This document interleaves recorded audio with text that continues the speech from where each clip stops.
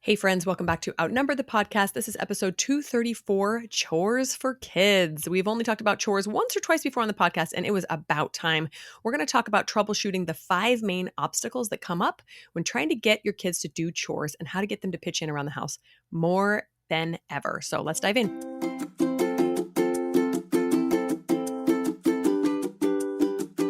Hello, and welcome to Outnumbered the podcast. I'm Audrey. And I'm Bonnie. We are experienced moms to a combined total of 19 children. In our weekly episodes, we explore relatable topics using our perspectives of humor and chaos. Tune in for advice and encouragement to gain more joy in your parenting journey.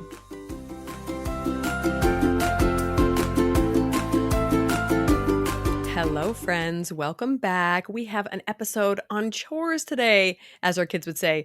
Yay, chores. When we were doing some research, though, we were surprised to realize that our only chore episode was way back at the beginning. Like episode 2 or 3? So There's some great stuff in that one if you haven't listened yet. But we get questions about chores I would say it's probably one of, if not the top most requested question, right? Like, how do you structure chores? How do you do it? Diving into that today. Yeah. So we have a lot of, mostly people are thinking like get their kids to help around the house chores. And that's like, we're going to address a lot of that today. But we also have animals. So we do a lot of outside animal chores. So my kids were at a friend's this past weekend, and they said that these people had some rabbits as pets. Well, we raise rabbits for meat. So like we eat them, right? So around the table, the discussion just got sillier and sillier about, did you ask them if you could butcher their rabbit for them? Savages. I know. Like these crazy country bumpkins need to go back where they came from. But finally my 12-year-old goes, no, Mom, I'm not that dumb. I know the difference between a pet and a meal. Good work, son. I'm not sure I fully knew that difference as a teen. I mean, yes, in my mind. But, I went to a cousin's house one year after seeing their new pet cow, and the next year it was gone and their freezer was full. And I was a little horrified as, an urban city kid. I'm like, what? You did what? Takes a minute to process that. I know. And I'm really glad that my kids know where their food comes from. Like I have to do this whole disclaimer here. Like my kids know where their food comes from. They actually are very more respectful of animals than if they were just pets, because they are appreciative of where their food comes and all that. But still, the humor was very ripe around that. Yeah, and this is a side note, but I do think how powerful it is when kids understand and see that cycle of life and are able to really be grateful for these animals that give life for us to sustain life. And I think most kids have no idea of that concept of connecting those two. And, I think back to like Native American traditions of going out and hunting and then saying a prayer over the animal and thanking it for giving its life so that they could sustain their own life. I think, gosh, my city kids could do a lot better at being grateful for these living beings, right? So that's your side note about chores. Well, actually, this is not humor anymore, but one of the most poignant spiritual lessons that we ever taught our kid was we actually brought a lamb into our home and raised it in our home and raised it for meat, like the children of Israel did with the lamb in their home before their whole Egypt experience. And just to like think about what it was like for them to actually have a lamb in the home and then consume that lamb because it was that lamb or the firstborn in the home. Like that was the lesson. And so that was, we talked about it, like who is firstborn, who is the oldest child in our house and would be gone. And, just the whole lesson and the whole teaching. But to beautiful. Do it actually with a lamb was very, like everybody, there were tears. Everybody was so upset that this little sweet lamb was going to die, but it was a very poignant religious experience for us. Yeah, I bet. And that sacrifice is just words on a paper until they connect that with a real life, right? Oh, what a beautiful story. I love that. Okay, so back to chores. We both, as you all know, have very large families. Audrey has 9 kids, I have 10, and we really value raising capable children. Number one, because it's just important to us. We want to send kids out who are prepared to be contributing members of society, but also because it's survival. If our kids were just dead weights, there's no way we would be able to care for them all. But we want them to learn how to contribute to the world. I will say this as a side note. I have had many conversations with moms of smaller families where they say, gosh, I wish my kids were a little bit more grateful and a little bit more independent and a little bit more capable. But because there's only 2 or 3 of them, I can do everything for them. And so I often do. And I said, absolutely, I would be the exact same way. But because there's 10, I physically cannot care for everyone by myself. And what's beautiful about that, I mean, some people might argue that I had too many, but I argue the opposite, that the more we have, the better our kids get at seeing needs and learning how to pitch in. It doesn't mean you have to have 9 or 10 kids to raise capable children, but sometimes we need to kind of sit on our hands and allow our kids to do things for themselves or for the household so that they can learn these lessons. That is so true. Yes, because my husband has often used the illustration with my kids of everybody hold up your hands and how many are there, and they count, oh yeah, 18 hands, or 16, or how many of our kids are home. And then like, mommy, now hold up your hands. I'm like, how many hands are that? 2. So how much less work can 2 hands get done than all your hands? And it's obvious. The obvious lesson is right in front of them. Yeah, and he should add on to that. And how many messes are those 16, 18 hands making? Exactly. Oh, he totally does. He's like, you guys can make a mess 9 times faster than mom can follow you around and clean it up. Exactly. So today is another episode in our series, What I Tell a Younger Me. So we are talking, us old, wise, experienced moms are helping our younger selves troubleshoot common problems and just telling ourselves things that we wish we'd have known a long time ago. We're doing this series actually for you guys, so you don't have to make all the mistakes that we did. But today we're going to go ahead and troubleshoot what so many of you ask us about, is those common chore problems. Yes, so we have divided this episode up into a handful of different obstacles that many of us and most moms encounter when trying to get their kids to do chores. And the first obstacle is, it's a little bit hard to explain, but essentially the balance between teaching our children how to clean and actually having a clean house. Because if you've ever taught a 5-year-old how to clean, it doesn't necessarily, okay, let's be honest, it doesn't ever result in actual cleanliness. It's just training, right? So with kids home all day long, things get really dirty and kids never clean to my standards. So this was like my number one question for so many years when my kids were little. I would ask every homeschool mom I knew, okay, but how do you actually get a clean house? Because everybody helps clean, but it's still not clean. Do you go do it behind them? Do you hire cleaners? Do you just stay up all night? Like what is this? Do I just lower my expectations? It was a real struggle for me. Yes, that is such good questions to ask. And I don't even know that we have 100% these answers, but we do have a bunch of tips to tell you guys. So, yeah, finding the balance. I often have said to myself, like ask myself or said to myself, I hope my kids don't think I'm okay with this level of disorder or uncleanliness. Like when they move out and start their own homes and, have their own responsibility. Like I hope they don't take this as the standard on how clean or not clean things should be, because I'm not okay with this level of unclean. But it's my reality. And so I've tried to do it with some of these things that we're going to be sharing with you today, balancing cleanliness standards and then the kids helping and teaching them. Like that's a very important element of them having clean homes in the future, is them learning how to clean. So yeah, I don't know, like what do you say? Like we have one point in the day, and we're going to share this later, where everything is clean to my standard. And we have rooms in the house that are cleaned to my standard and then not theirs. Like if they don't do it right, then we go back and do it together, or I go back and do it. And then there are experiences or times when things have to be clean to my standard, whether that means we do it together, I go back and do it after them, or often I'll have them clean and I'll do the last step. So like you clean the room and I'll vacuum it. So like that's the last step. And then as I'm vacuuming, and I have a vacuum helper, so they're in there watching me cleaning, picking up things they forgot, maybe dusting. Okay, you watch me, watch what I'm doing, and you dust the lamps as I go, that kind of thing. So you're kind of, it is kind of a balance between getting it to your standards and letting them help. I think the number one tip I have here is just supervision. You can't expect them to clean, and we're going to talk more about this later, but you can't expect them to clean to your standard if you're not there reinforcing, underlining, just helping them bring it up to your standard. Yes, absolutely. And in a perfect world, we would all be side by side cleaning together. And for some families, that actually works really well, where they do family clean together. They all go into one room and do it together. That always ended in a mass chaotic fight with everyone screaming at each other. So that did not work out so well. But we will do either small groups or just mom or a teenager go alone with a child, especially during the training phase, which again we'll talk about later. But one thing that I finally determined was that teaching my children how to clean the house actually has very little or nothing to do with having a clean house. It was the education, and then there was the cleaning. Okay, so do they pitch in a little bit? For sure. And eventually they really are useful, but that's not till about 14 or 15, and it takes a while to get there.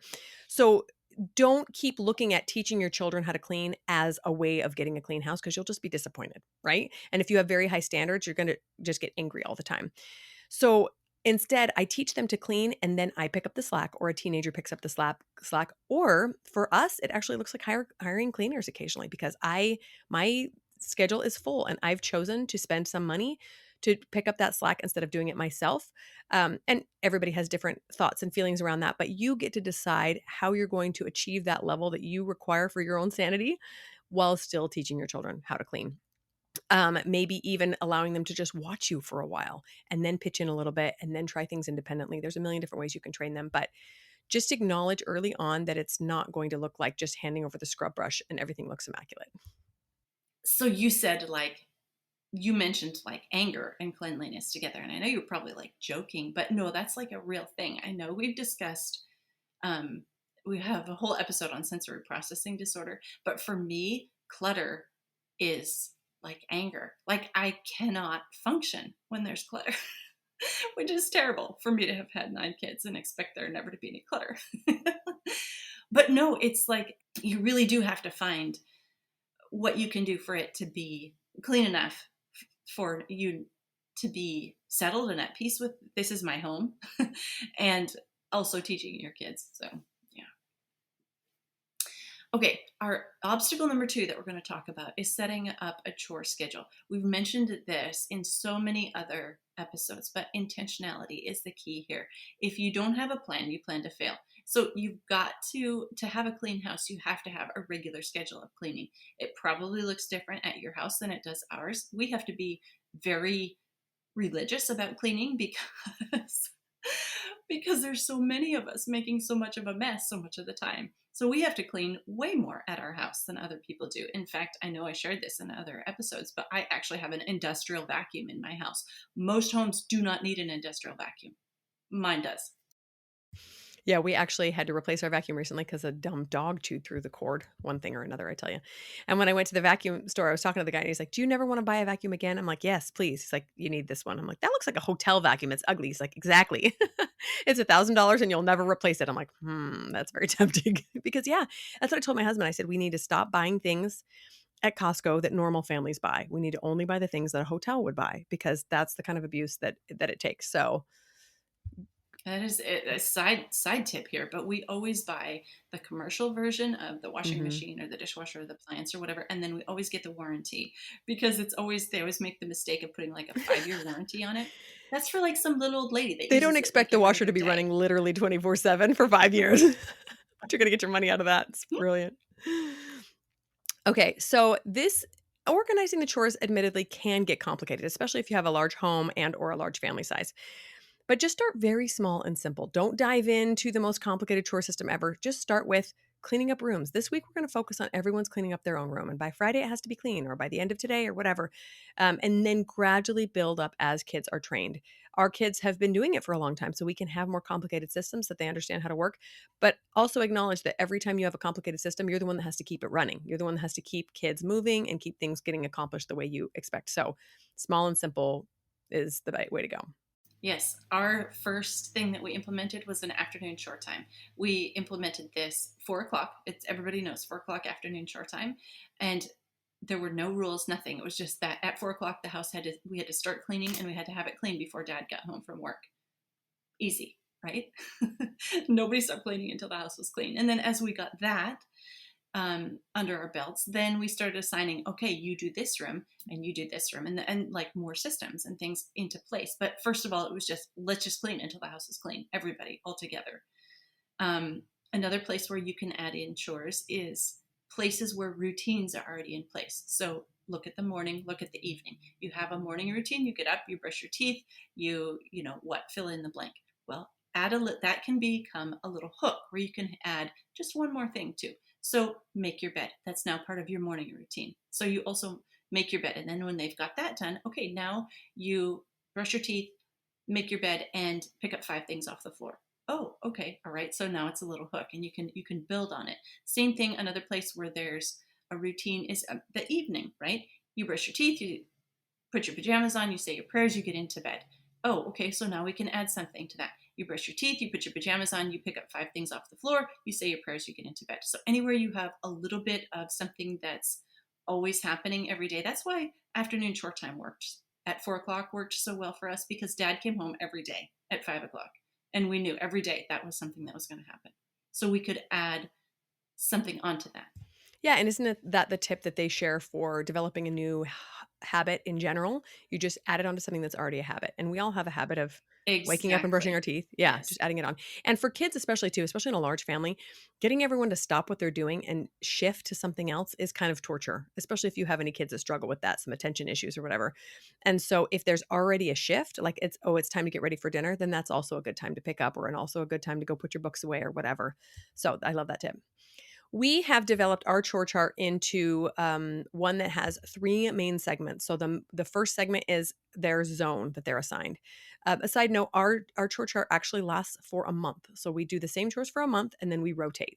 And the reason we've done that is because it's long enough the kids can really get trained in it and take ownership for an area, but not so long that they get so burned out they never want to do it again. I found that a week was too short, but a month was about perfect. So they have a zone, which is just an area, usually a room in the house. So for example, my oldest has the living room. It means he picks up and vacuums every day in that room. Another kid has the dining room, picks up, sweeps every day. The other category is a dish job or a meal job, essentially loading, unloading, wiping the table, wiping the counter. And then finally, we have the deep cleaning that we do on Saturday. So you get to make this look however works for you and your family. But these are just ideas to get you thinking. And again, start small and simple and then gradually add on as kids gain ownership of those chores.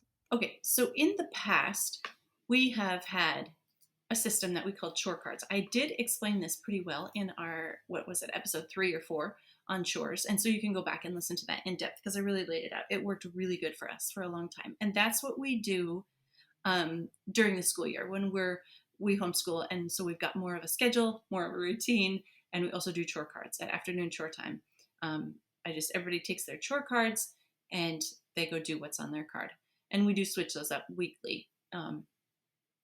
But now, and in the summer, what we're doing is we have a chore chart, and we have a huge blackboard in our schoolroom. And I just have made a quadrant up in one corner, and it has big rooms, small rooms, other chores, and animals, like outside chores. And then every kid's name across the top. And each week I just go and I erase and I add and I move around. And like if they haven't done very well on a chore or mastered it, then they get that again. It's just a chore chart. It's a little bit more relaxed system for summer, just so that I find when we take a break from the chore cards, then we come back to them, everybody's excited about them again. Like they appreciated them again, or they're happy to do it, or it's just a change. Kids love change. So take advantage of that when you're figuring out your chore system that you do. Yeah, really almost every time we switch it up, they're like jazzed about chores again. I should probably do it more often, except our chore chart is so complicated now that anytime I mess with it, it's like a house of cards that all comes falling down. I recently changed ours for the Yeah. first time in like 5 years because we had to shift from the oldest 3 or 4 kids of doing the bulk to the middle 3 or 4 because the older ones are busy with work and stuff. And now they're all yelling at me. How come no one this zone? Nobody's doing this zone. I'm like, oh, I forgot that one. How come I get this twice? I'm like, oh, I messed that one. So it takes some adjusting, some trial and error for sure. It's like juggling. Yes, don't drop a ball. Well, But start simple, you'll get there. Okay, so obstacle number 3 is teaching the kids to clean. So like we mentioned up front, there is a balance between actually keeping it clean and teaching them, but this is just a form of their education. I know that there are some people that are hesitant to get their kids involved. Number 1, because they don't do a great job. Number 2, because it's more work for you. It is absolutely more work for you. I acknowledge that.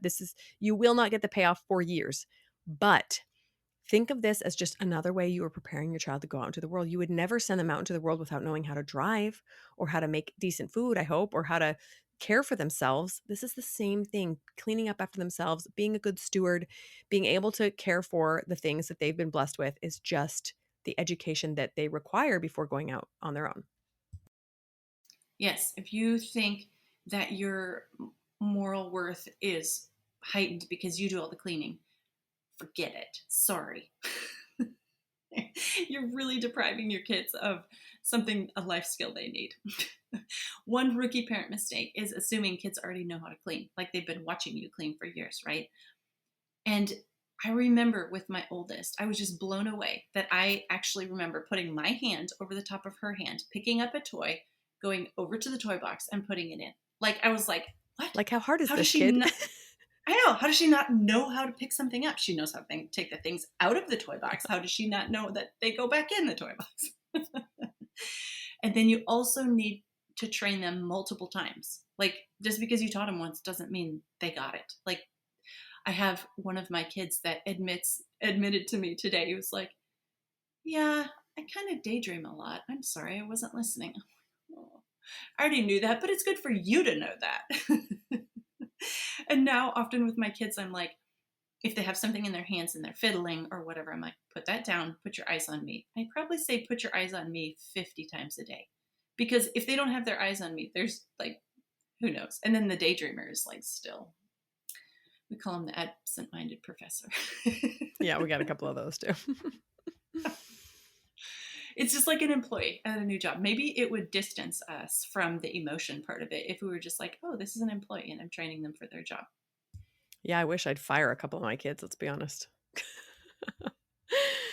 Okay. We can say my job is teaching them their job. Yes, it is true. And you brought up a really good point about feeling like you've got the moral high ground when you do everything. As moms, we are divinely designed to want to self-sacrifice. That's part of our job and it's what makes us wonderful mothers. But at some point, we have to step back and allow them to have the reins, or they will not be prepared when they go out into the world. And that's not what you want to do. You don't want to raise kids that are just so used to you serving them all the time because it feels good to serve them that they can't do anything for themselves. So I joke about this, but having a lot of kids has taught me selfishness, right? It has taught me how to take care of myself first because if I don't, no one will ever say, "Hey, has mom eaten today?" No. So similarly, you have to step back and say, I am going to do the hard thing, which is relinquish control to you.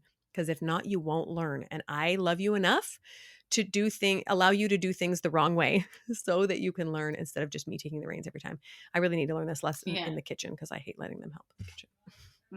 I know. But I know that I've shared several funny stories on this podcast about how unprepared I was for life, like running a home. Like I made some of the most hideous, embarrassing mistakes because I didn't know how to do some of the most obvious things. And it was embarrassing to me that my husband had to teach me how to do some of these things that I wish like, I didn't know how to do. And like I didn't like I'm really thankful that my mom was so capable and cleaned and did all the things, but also I wish I would have been. I wish I'd have known. I wish I'd have known how to iron men's pants, for example. That was a hard Those one. stubborn creases that you couldn't get out, right? They were so stubborn. Okay, so just like training an employee at work, every complex task, anything more complex than like wiping off a counter, needs a checklist. So I don't know if you've ever worked in like fast food or restaurant business, especially, will have standard operating procedures because there's a specific level of cleanliness you have to get to in order to pass a health inspection. So consider the same thing for your family. So for example, ours is mostly the bathroom. That's the one that's the most complex and has the highest risk of germs. And so I want my kids to know specifically what they have to do. So every one of our bathrooms has a laminated list of what needs to be done in detail. And it's probably 20 things. It's a lot, right? But everything is broken down. In order to clean a toilet, you start at the top and you start wiping things down. And then you use this spray and then you use this brush and then you make your way down to the floor and everything in detail. Do not assume they know how to do anything. When I say clean the sink, I go in there and I'm thinking there's toothpaste everywhere. Well, I rinsed it out. Oh, well, cleaning actually requires spraying and scrubbing and, detail. And sometimes they've seen us do this and sometimes they haven't. Sometimes they're just off in La La Land while we're trying to show them, and they actually need to get in there with their own elbow grease and try it before they learn. Okay, our good friend Ashley Buffa has created standard operating procedures, and we have a guest episode with her. We'll link in the show notes. But if you don't know what should be done, because maybe we're untrained, like some of us, like one of us on this podcast, go get her standard operating procedures. They're genius. They're helpful. One thing that I have found really helps my kids is a photo of what it looks like when it's clean. So I clean it, I have it exactly the way I want it, and I take a picture. And then it goes on the back of that chore card. This is what it's supposed to look like when it's clean. And then they can compare. Like, it's not fair to ask them to remember.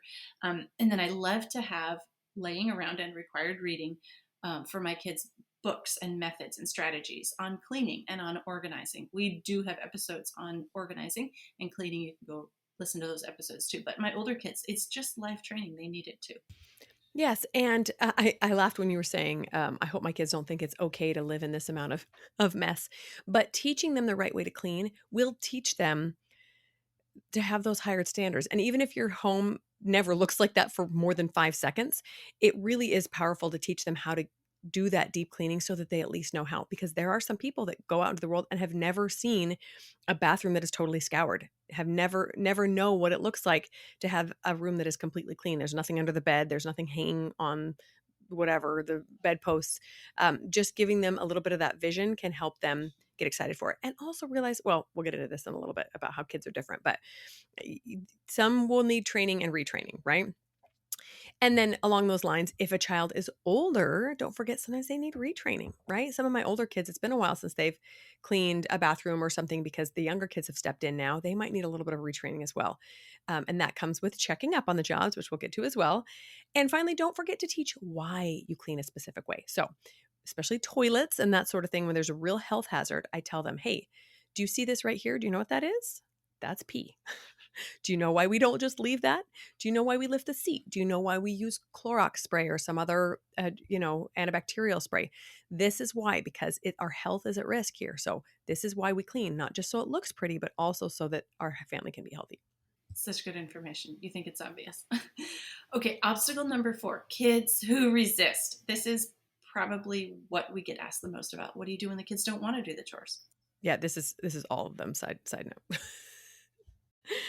Yes, and like I said, one thing everybody figures out really quickly in parenting is that every child is very different. You will have some who will go, "Oh, chore time to pitch in quickly," and without too much fight. Admittedly, I think I only have 2 of those out of 10, but they're there sometimes. And others will be a little bit resistant and then they, get excited about it and do it, and others will fight you tooth and nail every step of the way. So, just acknowledge that every kid is different. They're not wrong or bad. They just have different ways of being motivated, different ways of being encouraged, and you're going to have to work harder with some than others. But just acknowledge that you're going to have to work with their personality, just like we teach you guys in the learning episodes, the homeschool episodes. Teach to those learning styles. Yes. Another tip here is be flexible and start small. Yes, with small chores, but also start when they're small. The longer they go without cleaning, the more resistant they are going to be to it when they start. Um, you just have to start them young. There's no reason not to. In fact, the kids who are the most enthusiastic about cleaning are the youngest kids. They think it's fun. It's a game to them. They'll even like play cleaning. Hey, let's go clean it. Yeah, and one of the most ironic, horrible parts of life is that as soon as they get good at cleaning, they are no longer excited about it. It's not fair. Yeah, yeah. So then here's another thing you can do when the kids have been trained and they're a little bit older. You can require them to take responsibility for it and check if it needs cleaning. Not only like wait till afternoon chore time at our house to clean, but we ate a meal and there's junk all over the carpet, all over the rug underneath the table. Don't ask me why we have a rug underneath the table. I'm not going into that right now. It needs to be vacuumed, like right then, not wait until 4 o'clock. Okay, a quick tip here for kids who have some special needs or neurodivergent kids. These are ones who are going to require extra help in doing their chores. They might require a buddy, they might require you being next to them, they might require umpteen requests to go do their job. This is tricky because other kids will think it's not fair. And this goes for a lot of things with those special kids, but We have to have regular family discussions about how everyone has their own um, obligations, their own responsibilities, and how it's mom and dad's job to assign and remind, and it's not anyone else's business. So, again, this happens with everything. But if you have a kid who is not functioning at their age level, that just might be a little conversation you have to have with the family. Remember, and you don't have to single any kid out if you don't feel like that's necessary, but you can just say, remember, it's mom and dad's job, and it might not seem fair, and life is very often not fair, but your job is to finish the assignment as asked and help anyone else who needs help. Yes, good reminders. Okay, here's a couple other tips for resistant kids. Start them with an easy job. Maybe the job you've given them is too hard and they can't do it and they're discouraged and that's why they're resisting or they don't know how. So just start with an easy job when they're young.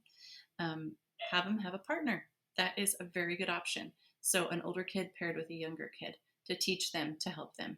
And then like something we do on outside, um, is like group chores, group cleaning. So like you say the boys are responsible for the chickens this week and the girls are responsible for the rabbits, and like everybody's responsible. Not like, the rabbits don't have water and you all point fingers at each other, but no, everybody's responsible for the chore. Yeah, those are so great. And again, trial and error with those resistant kids. See if there's a better system you could work out. See if there's a family privilege you could all do. We're all going to go to the park as soon as jobs are done. Let's all get it done quickly, etc. Just trial and error. Okay, the final obstacle is getting them to what we like to call return and report. So you've assigned them, go clean the bathroom. I always come up with the bathroom. It seems to be the one that's the biggest struggle. Go clean the bathroom and then come back and tell me when you're done because then I need to check. Okay. Yeah, if kids are left to their own devices, they'll just do the bare minimum and take off. So you have to ingrain into them that your job, you're not done with the job until whatever your thing is. Like, we're going to give you a couple options here, but you're not done until XYZ. The chore isn't done. Even if you think it's perfectly clean, it's still not done until this thing. Because unless, like I was saying earlier, unless there's supervision or some checks and balances, some checking up on them here, it's just not gonna, it's going to slowly descend into chaos. And I think this is a really interesting and useful concept because this is what we do out in the real world. When we go get a job, we are given a project or an assignment, and then we are required to report on how it went. Okay, did that get done? What were the results? Did it get done on time? Did you miss the deadline? Why? Right? There's always a reporting and an owning up to what we did or didn't do. And so teaching them early on, I assign you, you complete it, and then you come back and tell me, and I check your job. And that is a really important process in the teaching process because if not, they'll never understand what they did wrong, right? Having a parent or even an older sibling go check it is really helpful. Yes, we have, when we're in our school routine during the regular school year, we have our afternoon chore time, and then we have a check-in where after they've done their afternoon chores, they bring me their school list, and I don't look at their list to see if they're done for the day until I've walked around their rooms and made sure, looked at it, inspected it. And then something we do for our outside chores is we have an inspector. So one kid is not on chores. They're just the inspector of chores. And so it rotates around because everybody likes to be the inspector, right? They're the inspector. And they walk around and make sure all the chores have been done. And then they come back and tell mom that oh, XY, this certain cage of chickens, it doesn't have enough water in it. And that's a concern because the weather's going to get really hot today. So inspector is kind of a fun element we've added to chores so that there's a reason for them to do it right. Oh, I love the inspector role. We won't have to try that. So, yeah, I've got a couple hacks for busy parents because if there's anything more irritating than assigning jobs on a Saturday morning, it's having them come to you every 30 seconds. Can you check it? Can you check it? Can you check it? Because they want to go play. Oh my gosh, if I hear, can you check it one more time? I'm going to lose my mind. So, a few things that we have done to get out of being perpetually checkers is the inspector job. Sometimes I will send a teenager to say, or even just a sibling just a little older, go check their jobs. And side note, they are very often much stricter than mom and dad. I saw her shove stuff under her bed. Not done. They so are. That's so great. Um, Another one that we will often have them do, I will just hand them my phone and say, go take a picture or a video and bring it back. And I prefer video because then I make them pan the whole room. Otherwise they do like these really creative shots where it's just like this one angle and behind them is all the mess. The Instagram shot where you Pushed all the mess Oh out my of the way. goodness. So I'm always like thinking about, what's going to be on my phone roll when I die. Yours is just going to be like all this It's pictures of gonna a be clean all house. pictures of half-cleaned bedrooms. Oh, okay. Yeah, have a sibling check. Give a time limit for checks or a number of times you'll check. So, for example, in the past, we've done like, okay, 11 a.m. is when I do all the checks. If your stuff is done beforehand, you can just chill. But remember, if it's not done to my satisfaction, you're gonna have to go back and do it again. So 11 o'clock, then I go check everyone's at once. So then they get kind of a deadline for their chores, and I only have to do it once. Or I will say I will check a maximum number of 2 times. If I've checked a second time and it's still not done, you don't get to play today. You're just stuck inside because you couldn't get it done in a timely manner, right? So you'll just have to see what works for your kids, but it does get a little chaotic when you've got a bunch of kids asking them to check 47 jobs.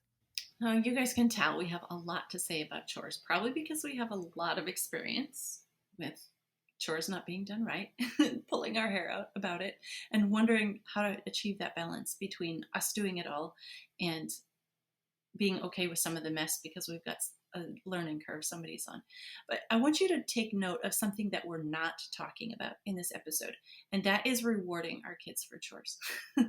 Why? Because we're mean slave drivers? Yes, Um, exactly.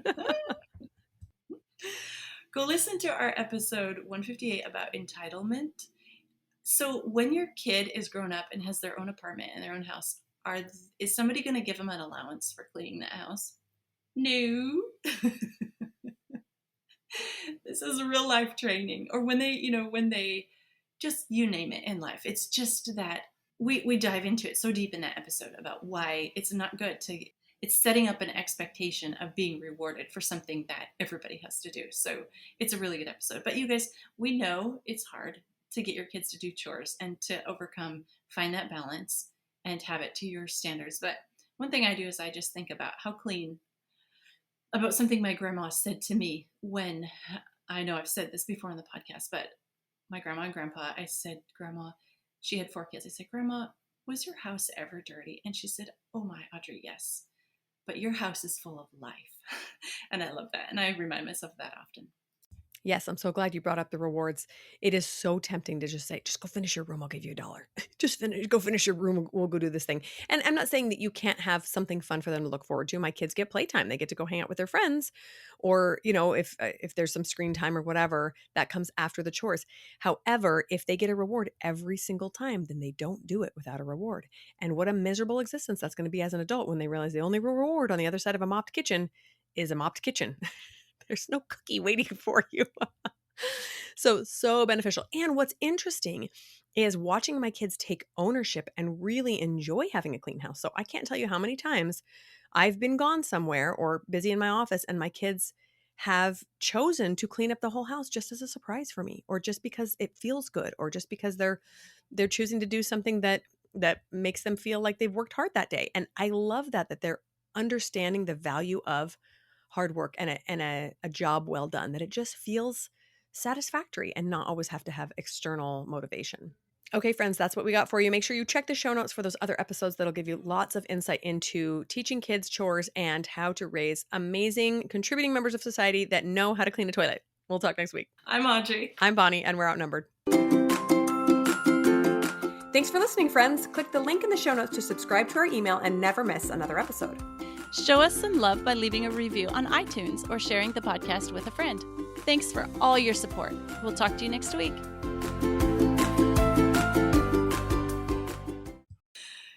You said teenager picks up the slap. I will edit that out, but that is so tempting when you get them trained and they're ready to help clean too, and then they're like, I'm just gonna slap them around because they're not doing it. It's like, no, actually that's not part of the training. We didn't do that to you. Freudian slip. Yeah. I mean, sometimes I want to slap them when they say it's clean and it's muddy. Really? This is clean? Okay. Yeah, I want to say, put your lunch down on that floor and eat it then. Gross. Yeah. They probably would too. They Kids probably are would. gross. Oh my goodness. Oh.